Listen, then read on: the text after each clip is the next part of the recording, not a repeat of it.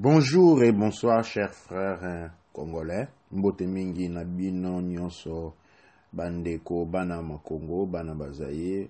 Nde tokutani lelo lisusu tosangani lelo. Tokomeka kosangisa lopoto pe na mangala. Ngao bino ndeko kinkela kisisa kinkela wa mazolo. Représentant pour na Congo Support Group na Scotland. Nde nazongi lelo pa bino susu po masolo mabiso lelo na eleko oyo ezali motu ya makasi po na bana ba Congo, c'est-à-dire dans une période qui est vraiment excellente, une période qui comprend beaucoup de choses pour le peuple congolais. Aujourd'hui, je vais sillonner un niveau secteur de connaissances, un niveau point, ou disons, un modèle nouveau de nous poser des questions. Et l'émission d'aujourd'hui, que j'ai dédiée au Congo, au mouvement politique Congo Support Group, est le point du non-retour congolais. Pourquoi le point du non-retour congolais? Eh bien, chers frères, sœurs et sœurs, vous vous souvenez sûrement comment un diamant se crée. Un diamant se crée sous de fortes pressions. Au début, les diamants ne sont que des pierres normales qui, dans l'introterre, c'est-à-dire dans les profondeurs de la terre, dit à des situations tectoniques ou géologicales particulières, dû à un mouvement d'ensemble des plaques tectoniques ou, disons, de la constitution minérale de l'environnement, ces pierres, ou disons un ensemble de pierres, sont soumis à des pressions énormes. Il arrive à un point où, dans cette pressurisation, la pierre, ou elle se casse, ou elle se brise, ou évolue. Quand cette pierre évolue, il devient un minerai. Mais attention, son parcours n'est pas encore fini. Car juste après cela, de fortes pressions vont continuer à être exercées sur ces pierres ou sur cette pierre pour en faire des choses, des positions diamétralement opposées. Sous des fortes pressions, ces pierres deviennent ou des diamants, ou ces brils deviennent des charbons. Les peuples congolais, en particulier les peuples africains, depuis très longtemps, elles subissent des fortes pressions. Des fortes pressions de nature humaine, de nature géothermodynamique, qui a fait que certains de ces Africains ont été brisés comme les pierres qui se sont éparpillées en 1000 morceaux. Les autres ont évolué, ils sont passés à l'étape successive. Aujourd'hui, frères et sœurs, nous sommes au point où, dit toujours à ces fortes pressions, les Congolais, l'Africain, peut obtenir des résultats. Le premier résultat est qu'il se brille complètement et devient un charbon. Et par conséquent inutile. Ou encore que les Congolais se transforment en un diamant. Et ces moments tant entendus, et aujourd'hui, mes chers frères et sœurs, aujourd'hui, où nous renaissons de nos cendres, ou nous mourrons pour toujours. C'est le point que nous allons essayer de nous y ventirer dans cette émission.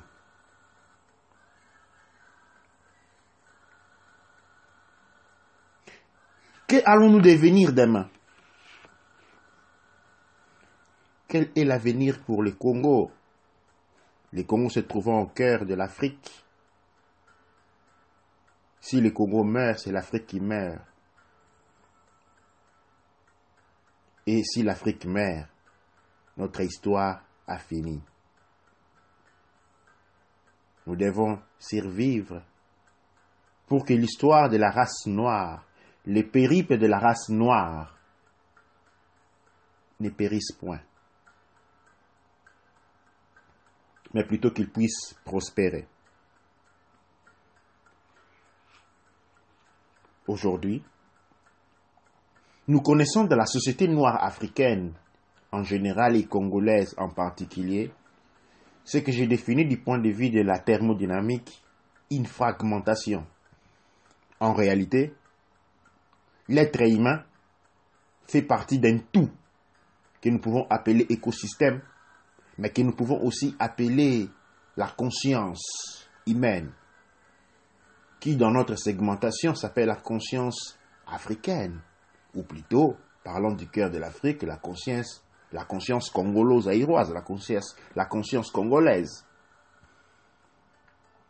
Cette conscience, pour fonctionner, a besoin d'une forme d'unité, d'une expression unitaire, d'un son à l'unisson. Cette direction est celle opposée à celle de la fragmentation. La fragmentation est un concept à ne pas confondre avec celui de la division, de la sous-division pour la spécialisation. Comme en médecine, nous avons diverses directions de la médecine. Nous avons l'onctoria, nous avons l'ophtalmologie et nous avons beaucoup de divers secteurs dans la médecine. Sans pour autant que la médecine soit fracturée comme nous l'avons connu dans les décennies passées. C'est quoi une fracture? Une fracture, en effet, est quand un objet est brisé de manière à ne plus être utilisable. C'est comme la montre que vous avez sur votre bras. Prenez votre montre, jetez-la contre les murs, elle se brise. Mais aucune partie du montre n'est plus utilisable une fois qu'elle a été brisée, qu'elle a été brisée. En fait, en utilisant un morceau du montre, on ne peut pas lire l'air. La fragmentation et la mort. La fragmentation, c'est la fin. C'est un acte à tout processus d'accumulation de connaissances et de savoir. Car connaissance et savoir est information. Je rentre des pas en arrière. Aujourd'hui, nous assistons à un événement prodigieux. Et de cette fournaise, de ce tourbillon dans lequel les peuples africains, les peuples congolais se trouvent, nous en sortirons ou vainqueurs et diamants, ou perdants et charbon. À nous les choix. Mais nous devons y réfléchir profondément.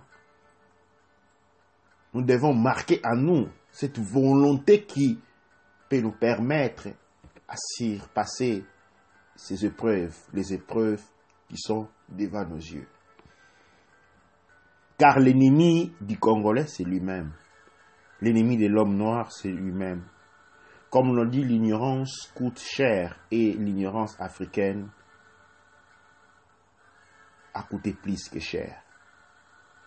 Aujourd'hui, frères et sœurs, au sein du mouvement politique, un des grands mouvements politiques congolais et africains, le Congo supporte, le Congo support, nous essayons d'avancer ou de projeter notre raisonnement un peu plus loin. Notre point commun restant le Congo. C'est quoi le Congo? Je vais commencer par une critique. La création du Congo n'a jamais été volonté de peuple, mais plutôt un tic-tac. En 1885, les colons se sont réunis dans la conférence de Berlin convoquée par le chancelier Bismarck pour essayer d'étouffer les conflits meurtriers auxquels les colons se livraient en Afrique. Il avait été décidé d'introduire une autorité, de dessiner un périmètre d'exercice du pouvoir colonial. Et c'est dans cette extension, c'est dans cette volonté, dirais-je, que la circonférence ou le périmètre Congo est né. C'est ainsi que la nation a été créée par la force des choses, par une volonté coloniale, non par volonté d'union populaire. Arrivé l'indépendance, aucun travail dans cette direction n'a jamais été fait. Les grands tribus composant les Congo, les Luba, les Congo, les Swahili et les Ngala, pour parler des grandes classes, ne se sont jamais rencontrés, n'ont jamais signé un pacte de cohabitation ou d'intégration. Quand on vient en Europe, on parle d'intégration. Mais quand on est en Afrique, on ne parle pas d'intégration parce qu'on n'a pas idée c'est quoi l'intégration. Sous-entendant, parce qu'on est noir, qu'on est intégré. Ceci est une fausseté. En fait, l'effet président Mobutu, dans les premières années de son travail, a tenté de cela, en créant une forme d'unité populaire, en intégrant. Mais cela a été fait avec force, pas avec intelligence, pas avec détermination, mais plutôt avec imposition. Aujourd'hui, nous en payons les conséquences. Parce que le processus de la fragmentation congolaise n'a jamais été stoppé. Mais plutôt, à un moment donné, il avait connu un coup de frein. Et aujourd'hui, ce processus est très, très présent et très profond dans la communauté congolaise. En fait, une des choses les plus difficiles aujourd'hui à faire, c'est propre être à côté de son propre frère et sœur congolais. On ne sait pas être ensemble. Je le déclare en premier. Et j'espère, je crois que personne ne pourra dire le contraire. Il est difficile. Il vous est difficile, vous, être avec moi, comme il m'est difficile, moi, être avec vous. La question est le pourquoi. Pourquoi c'est là? La réponse, aussi simple et directe qu'elle puisse être, est tout simplement parce que nous sommes fragmentés. Nous avons des fractures qui font que, comme une montre brisée, on ne peut plus la remettre ensemble. Mais comme petit morceau d'une montre, nous ne sommes pas utiles. Quoi faire? La réponse est aussi simple que c'est là. Fondre la montre, prendre les parties plastiques, les jeter, prendre les parties métalliques, les fondre, et du métal, de cet amalgame nouvellement créé, faire une nouvelle montre. C'est ce que je propose. Nous devons fondre dans une grande casserole à haute température les métals, ou disons le peuple congolais, les consciences congolais, ayant créé une mixture unique, homogène. Et de cette mixture unie et homogène, créer de nouveaux Congolais. Et aujourd'hui, cette grande casserole est le Congo Support Group, dont je suis le représentant en Scotland. Nous devons relever les défis, les grands défis qui se relèvent devant nous. Ces défis aujourd'hui que nous ne pouvons négliger ni éviter parce qu'ils se proclament ou en devenir diamant ou en sortir diamant, ou en sortir charbon. Le charbon signifie la fin de la civilisation congolaise, si nous pouvons ainsi la dénominer. La civilisation congolaise. La civilisation Congo. Nous devons répondre à ces grands défis. Mais comment y arriver? Eh bien, chers frères et sœurs, nous devons réaliser que nous sommes tous unis et que nous nous influençons les uns des autres. C'est comme ça quand nous nous parlons, bien qu'exprimant des propos qui peuvent être diamétralement opposés, nous trouvons toujours des points d'accord. Pourquoi? Parce que nous sommes interconnectés et que nos idées, notre manière d'être influencent les autres. Nous pouvons la définir une zone de terre influence positive, si nous voulons qu'elle soit positive. C'est le grand défi, le grand travail que nous devons nous y mettre. Les principes thermodynamiques de l'inter-influençabilité des consciences veut que on ne puisse plus dire aujourd'hui petit moi. Il n'y a pas de petit moi. Il n'y a pas un petit Congolais. C'est pourquoi, pour arriver dans cette grande exercice important, éduquer les peuples congolais. Éduquer les peuples congolais. Et je répète encore, éduquer les peuples congolais. Mais ça signifie quoi éduquer les peuples congolais? Ça, c'est une question que le président Kito me ferait. Écoute, Wamazulu, nous avons tous étudié, nous sommes allés sur les bancs de l'école, nous avons appris, chacun de nous, au moins 21 ou 3 diplômes universitaires. Qu'est-ce que tu veux dire par éduquer le peuple congolais? Merci, président Okito. Ma réponse est très simple. L'éducation vient de la culture. Une personne éduquée peut aussi être remplacée, ou je pourrais dire, éducation a pour synonyme orientation. Et orientation a pour synonyme direction, diriger. Quand on éduque, c'est-à-dire on oriente. Quand on oriente, c'est-à-dire on dirige. La question qui se pose, la question qui vient automatiquement après, on oriente vers où? On dirige vers où? C'est ça, éduquer. Quand je dis je suis une personne éduquée, ça signifie que je suis orienté. Le problème, ce n'est pas celui d'être orienté. Le problème, ce n'est pas celui d'avoir été donné une direction. Le point plutôt est vers où porte cette direction. C'est ça la culture. La culture est être orienté vers son propre destin en tant que Congolais, en tant que Noir.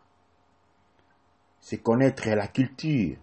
Mais encore là, c'est quoi la culture? Me poserait encore une fois le président Okito. La culture, ce n'est pas de la musique. Ce n'est pas la danse. La musique, la danse sont des expressions de la culture. À ne pas confondre, mes chers frères et sœurs, mes chers Mpangi et mes chers Ndeko. La culture, c'est l'identité. L'identité a plusieurs expressions. Dans le domaine artistique, dans le domaine intellectuel. Mais cette identité dont nous parlons, ce n'est pas la carte d'identité, c'est l'identité collective. L'identité collective est l'ensemble des expériences, des connaissances, des circonstances et du savoir qui, depuis génération et génération, a été passé avec un processus d'accumulation continue. Chaque génération reçoit une culture, c'est-à-dire un ensemble de connaissances pratiques, scientifiques, intellectuelles et philosophiques. Ces ensembles de connaissances que je viens de dénommer sont reliés à l'environnement. Ces ensembles de connaissances sont nés de l'interaction entre les peuples et leur environnement. C'est ainsi Un peuple ayant vécu dans un territoire désertique a une culture complètement différente, celui d'un pays des grands lacs comme les nôtres. Nous avons une culture des grands lacs. Je répète, nous avons une culture des grands lacs.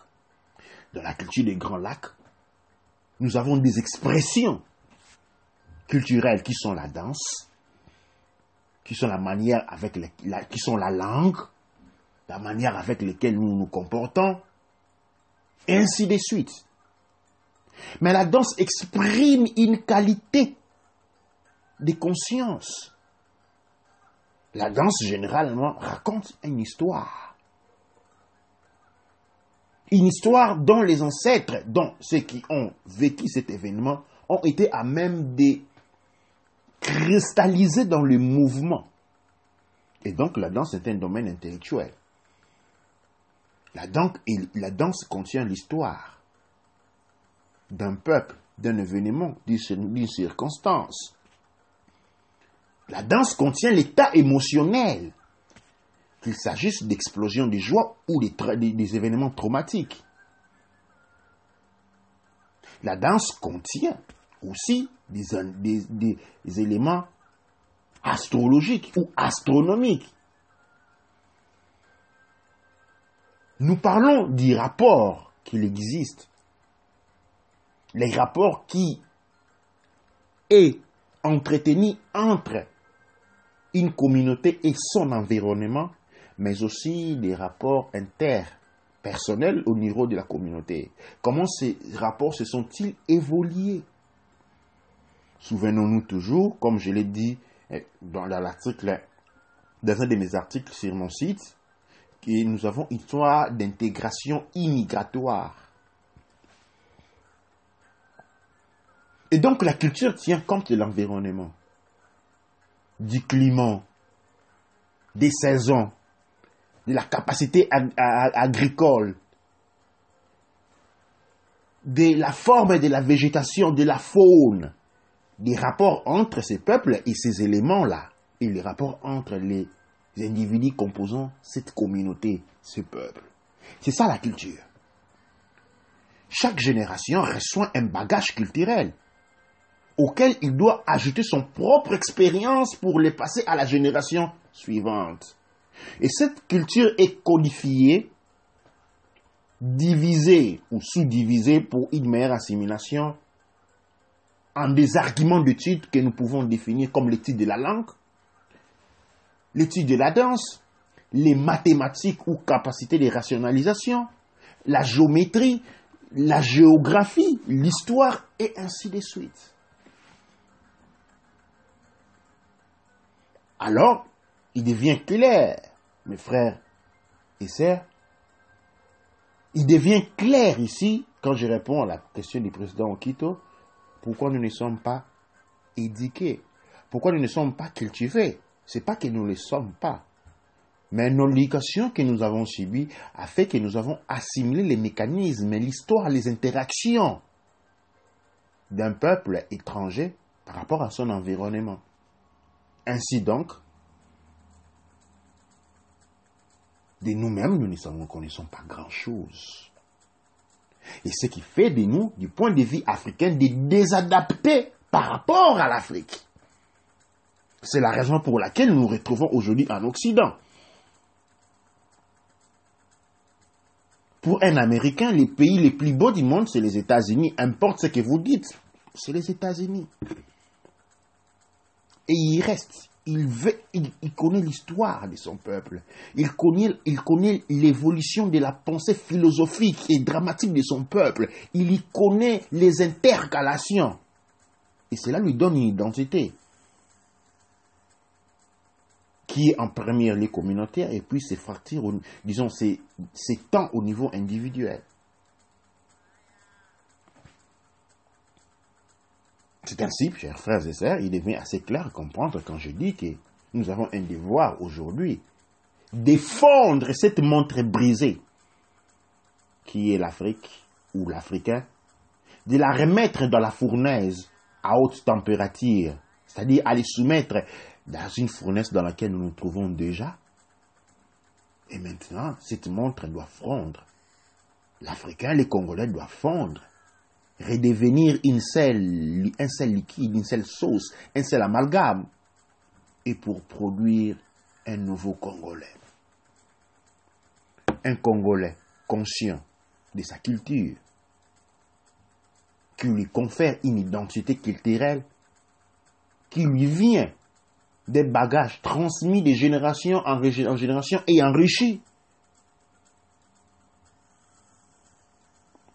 de son interaction avec son environnement et dans son inter-interaction, c'est-à-dire entre les Congolais, entre les Africains.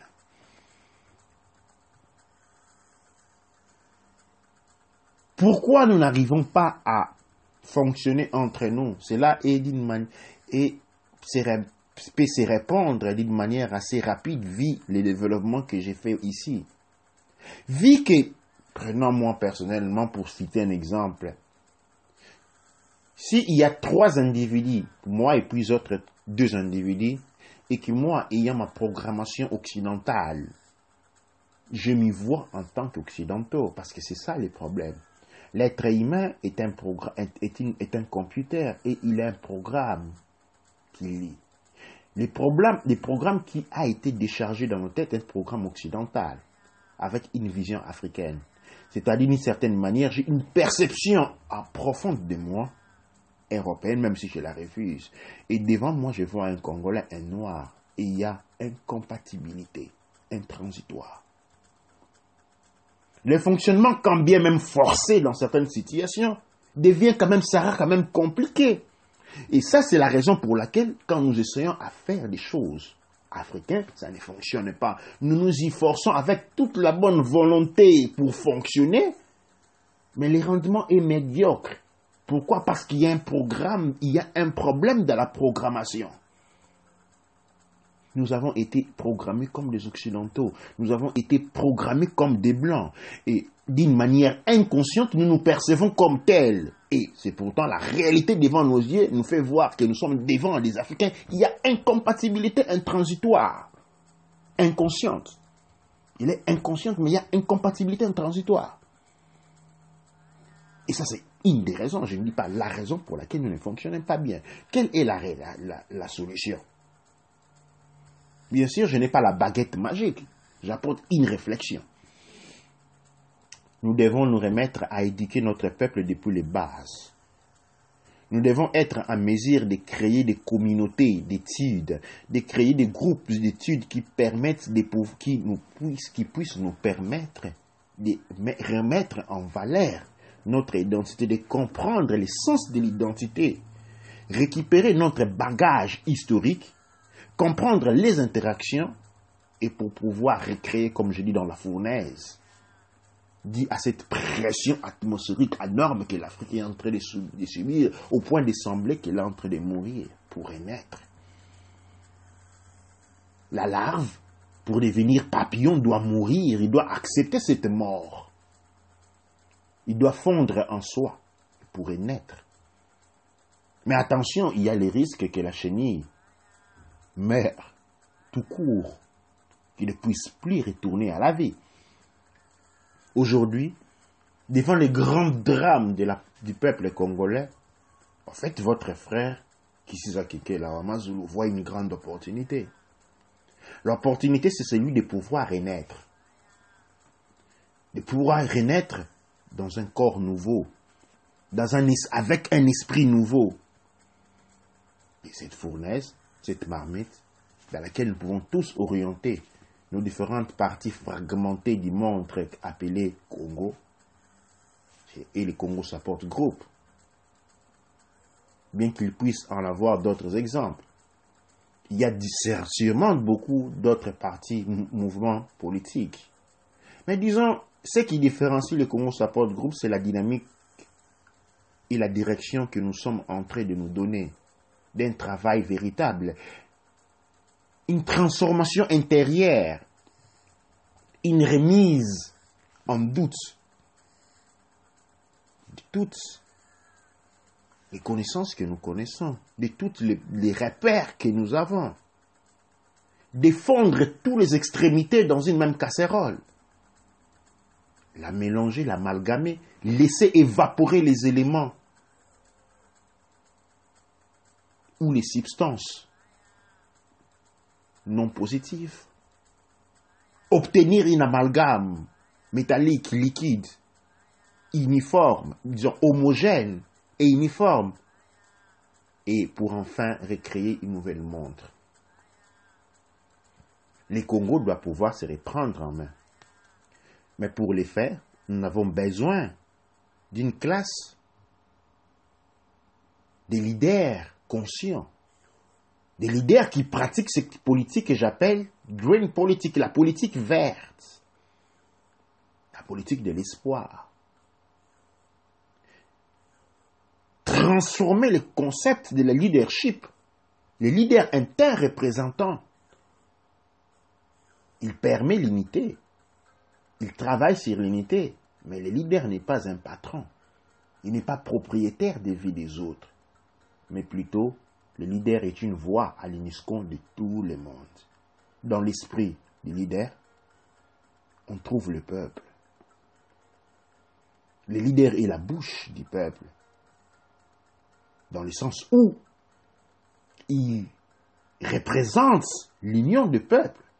Non parce qu'il parle à la place du peuple. Non, le leader parle pour le peuple et par les peuples. Vous voyez, chers frères et sœurs, c'est une forme de leadership différente que dans les Congo Support Group, nous sommes orientés à travailler, à pouvoir créer. Parce que, comme je l'ai dit, quand j'ai commencé cette petite transmission, de cette pression dans laquelle le peuple congolais, le peuple africain se trouve, des diamants doivent naître. Mais pour que ces diamants puissent naître, nous avons besoin d'un certain conditionnement dans l'esprit du travail.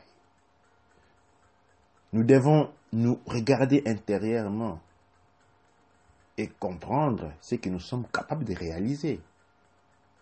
Nous projeter dans le futur, projeter le Congo de demain. Comment la voyons-nous, le Congo de demain? J'ai entendu souvent dire, comme j'entends toujours dire, le Congo doit changer, le Congo va changer, le Congo peut changer, le Congo changera. Mais changera, peut changer, va changer en quoi? Point d'interrogation. C'est ainsi qu'ici, nous appelons votre imagination. Dessinez-vous le Congo dans votre tête. Comment la voudriez-vous? Comment voudriez-vous que les futures générations de Congolais puissent vivre? À défaut, nous nous limitons à passer à nos propres familles, mais le Congo est fait de millions et des millions de personnes. Comment sera leur vie de demain? Comment nous concevons le Congo de demain? Faisons une carte mentale de comment serait le Congo de demain. Et ça, c'est un travail que nous faisons dans notre mouvement politique. Et après cela, nous commençons à étudier les voies et moyens pour arriver à telle actualisation. Bien entendu, en nous éduquant sur tout le long du chemin. Nous avons été esclaves pendant longtemps et colonisés pendant trop longtemps. Et les mauvaises habitudes, les habitudes dragonnières, les habitudes nées du colonialisme, où disons, il y a eu un transfert complète d'une forme, d'une tendance, une discipline coloniale qui a pris la place de l'éducation. Nous sommes fruits, nous avons encore aujourd'hui les séquelles, certains peu, certains complètement enfoncés, de la culture coloniale, lesquels ils en ont fait leur. C'est cette culture qui nous porte aujourd'hui, qui nous met d'un certain point de vue dans cette situation, qui a pour autant ces extensions positives dans la situation où nous sommes contraints à subir des pressions énormes. Mais ces pressions peuvent être positives pour nous. Nous devons être en mesure de tirer les positifs de toute cette pression et de ne pas en rester des victimes passives.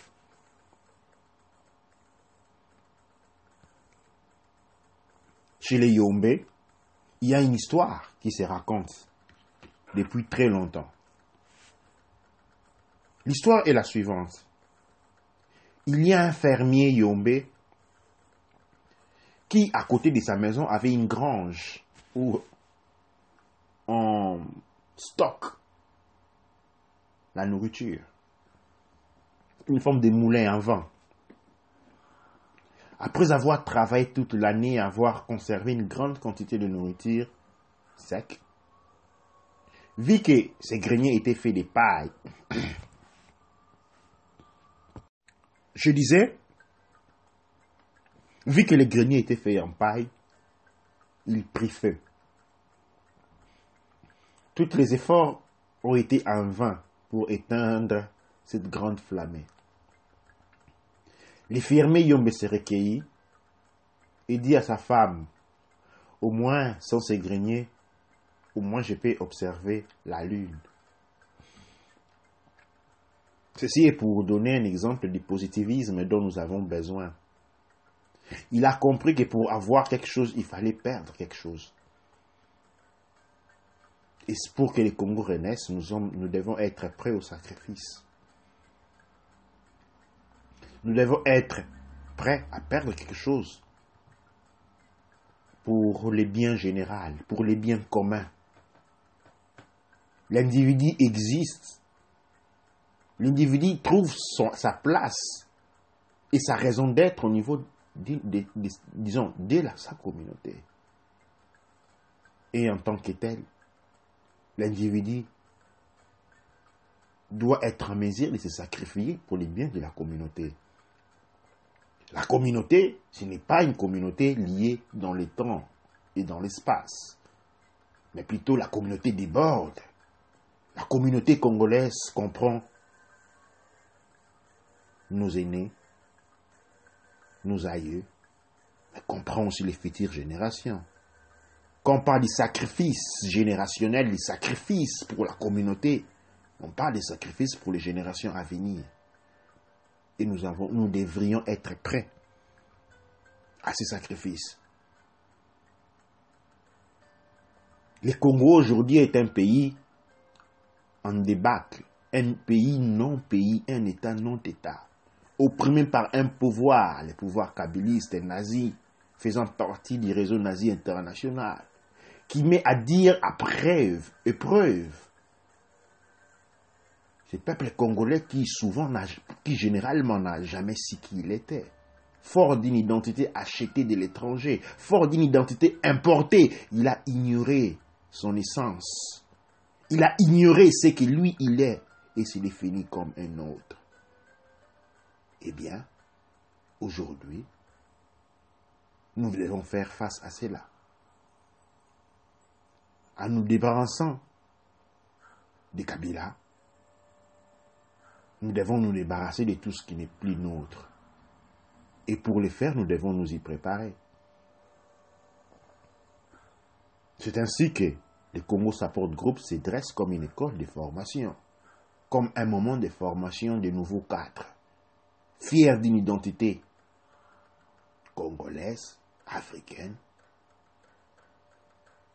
d'une culture propre, résultat de l'interaction, de la connaissance, de la complicité entre ces peuples et leur environnement, l'Afrique.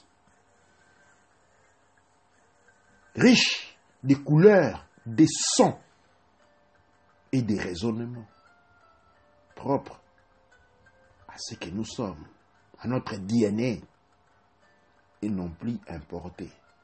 Car comme un computer Mac auquel on a appliqué ou disons installé un support de travail Macintosh, il ne peut fonctionner pas. Il ne pourra jamais fonctionner, peu importe soit son prix.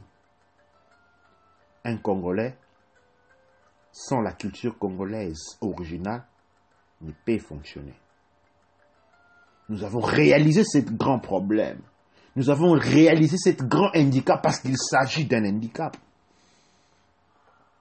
Et nous travaillons d'arrache-pied pour transformer les choses de l'intérieur, pour redevenir ce que nous devrions être en ce moment ici et rentrer sur les binaires vers l'évolution. Cette évolution qui veut que les Congolais de demain soient un Congolais congolais, non plus un Congolais dépendant. Nous n'avons pas besoin de dépendance. La dépendance s'arrache par capacité acquise. Parce que dépasser un certain niveau d'état de conscience, on ne peut tout simplement plus être tenu comme des esclaves. Mais aussi longtemps que nous démontrons une immaturité complexe et convulsive, il y aura toujours quelqu'un qui va venir pour nous chapeauter. Le peuple congolais est appelé à une révolution, mais une révolution intérieure, une prise de conscience profonde qui s'exprime vers la lancée, vers la recherche de l'identité, l'intégration de l'identité, car nous devons parler aujourd'hui de l'intégration intercongolaise. L'intégration intercongolaise est un processus important, un processus qui va nous permettre de pouvoir nous plonger en profondité dans nos racines et nous voir pour ce que nous sommes réellement. Eh bien, frères, chers et sœurs, je vais m'arrêter ici pour cette introduction. Une forme de saut quantique, selon une application des principes de la thermodynamique et de la psychologie quantique en vogue aujourd'hui, appuyé grâce à l'étude des hologrammes ou des holomovements, une compréhension profonde du domaine scientifique. Une application exacte, ou disons privilégiée, des connaissances les plus avancées, des sciences les plus avancées, pour résoudre les problèmes congolais. Eh bien, chers frères et sœurs, c'était votre Mpangi Kisiza Kinkela Mazulu, représentant et directeur du Congo Support, le camp du Congo Support Group en Écosse. Je vous remercie et je vous donne rendez-vous pour la prochaine fois.